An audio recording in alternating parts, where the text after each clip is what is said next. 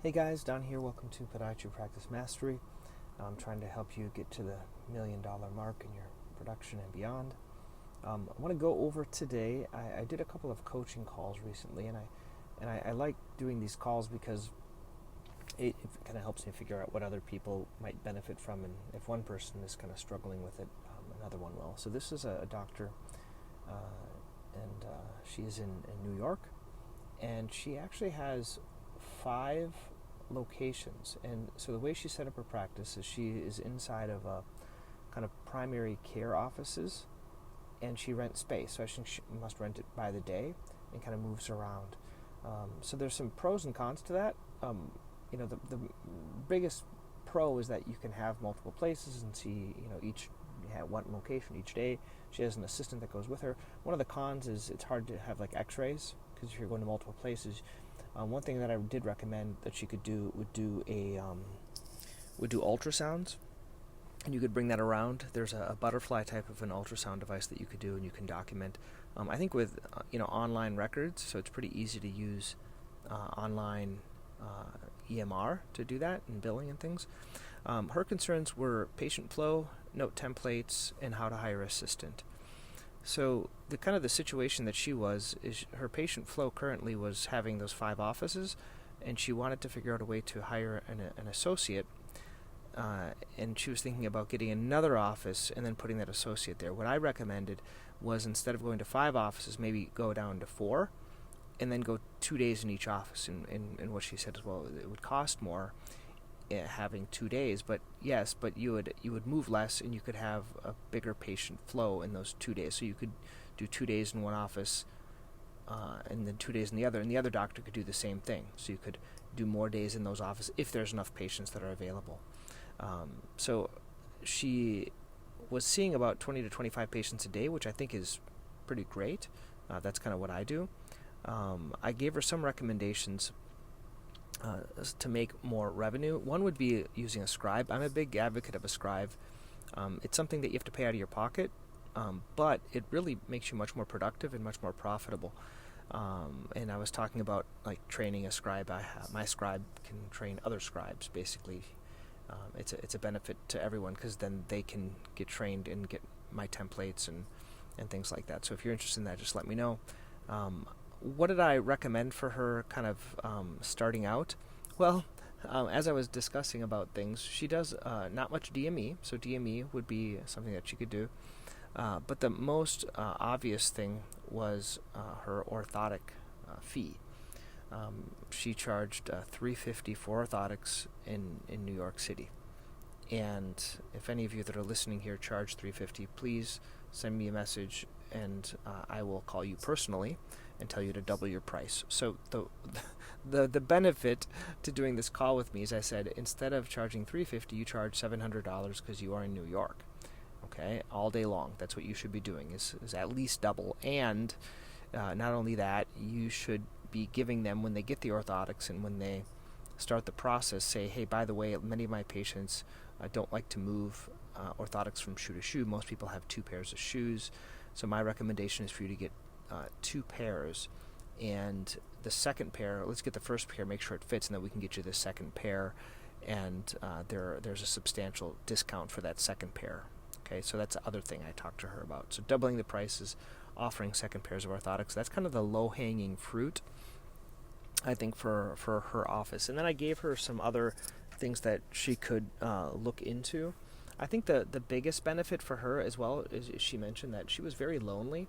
She's been practicing, kind of doing her thing, and there's not much community within podiatry, in my opinion, unless you're in a bigger group. But even I'm in a group, we have 4 people, but we don't talk to each other, really, because we're all busy seeing patients, and she felt really lonely. And so my recommendation for her was to join my WhatsApp group. I have a WhatsApp group. It's called the $1,000,000 Club. So I limit these groups to 10 people per group, and we pretty much just share what we're going through, kind of what questions we have, what struggles, what other people are doing, and then we post our numbers every day. So we post kind of how many patients we're seeing, what our most valuable patient is, and then our numbers whenever we get our numbers each month. So we can kind of keep it on track. And so the whole group goal of this one is to get to the $1 million mark. So $1 million, keep it simple, is about $80,000 per month in what you kind of pull in. Okay, that would give you to the $1 million mark. So you should have at least that number of what you're producing each month. But that was my experience with this first doctor. And it was a good experience. I think I was able to help her, give her some ideas. But I think the loneliness is the biggest challenge. So I think joining some type of a group like that, either my WhatsApp group or some other type of mastermind, would be fine. I also coached another doctor that she was in New York as well, and she did many orthotics, and she had a direct care type of practice, which is kind of unique to me because mine is not that way. I do a lot of cash pay things. Almost about 50% of mine is cash pay, but hers was all cash pay. And the interesting thing was most of her patients came from other direct care doctors. It seems like, kind of like direct care, like to refer to direct care. That's kind of the idea. And her main area is orthotics.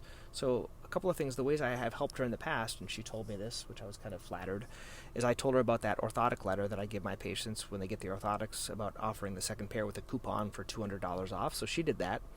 She charges a little bit more than I do. She charges $950, and then I gives a couple $100 off, and many of her patients now get the second pair. So I was flattered. Then she said she made a ton more money with that one little tip. So that little tip, second time I'm saying it to you, I would recommend at least just offering it to the patients. Put it in a letter, and when they get the orthotics, put it in the bag when they get the orthotics, and then many of them will take you up on that. And if you want to mention it or have a staff person mention it, I think that is something that would help your practice out. The other thing that this doctor, she had followed some of my stuff before, and so I do half days Friday where I do my nail care, and I was doing a full day, moved it down to a half day, and now I have a medical nail technician that does it for me. But she did the same thing, so she was seeing dispersed, she calls it a Medicare Monday. So that's the only thing she does take is just Medicare for nail care, and she does that at Mondays, and she was doing it all throughout, dispersed throughout the week, and it really kind of bogged her down. And now she does it only on Monday, and she has all this other time for all these kind of complex orthotic patients in her practice. So she is one that has done a couple of other types of coaching groups before, and she also was kind of getting frustrated because of her type of practice. What did I recommend for her? Well, I recommended going, because she does something kind of niche. Every Monday, she actually prints her office note from seeing the patients that are referred to her, and she brings those to the referring doctor. Like if there's a new doctor referring, she'll bring them. I thought that was a neat idea. So if you have a new referring doctor, hand deliver your office note, even though that you probably said it, you fax it, but hand deliver it just to make that relationship, and have your staff call over and say, hey, the doctor's going to stop by and see if you have any questions about that patient. I really like that idea. Any questions about what my plan was for that patient, want to thank you. And the other thing I recommended that she do, if she could find a list of direct care doctors in New York around her area, going and meeting them and say, hey, I'm a direct care as well, direct pay, would you, I want to make friends with you. And so do something like that, I think is a great idea.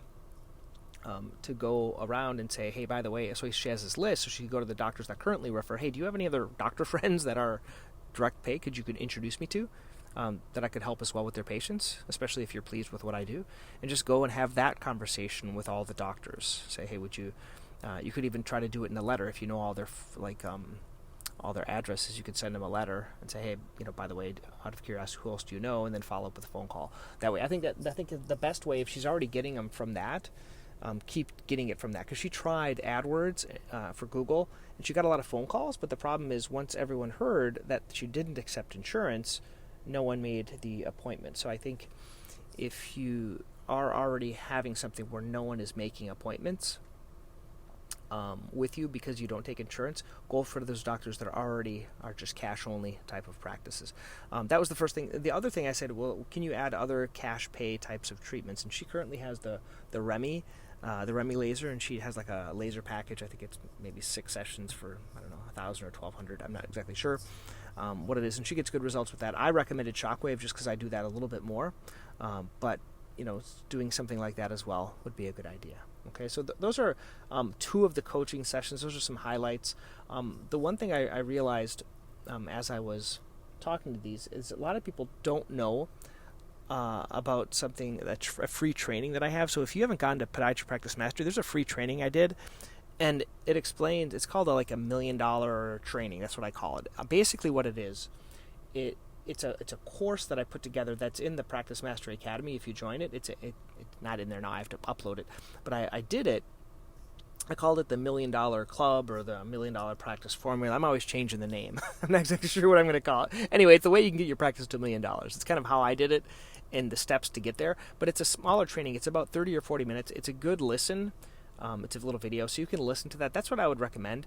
And then based on that, if you found that beneficial and you want a deeper dive, then you would either join the Practice Mastery or you would join my WhatsApp grouping, that group coaching. That the WhatsApp is just if you want more personal interaction because it's lonely. That's why people like it. Whereas the other one is individually paced. The problem with the individually paced, in my opinion, it's like an online course, and people buy it, but they don't do it. So if you buy it, please do it.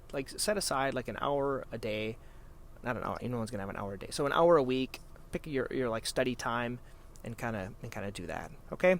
Once again, hope this is beneficial. Until next time.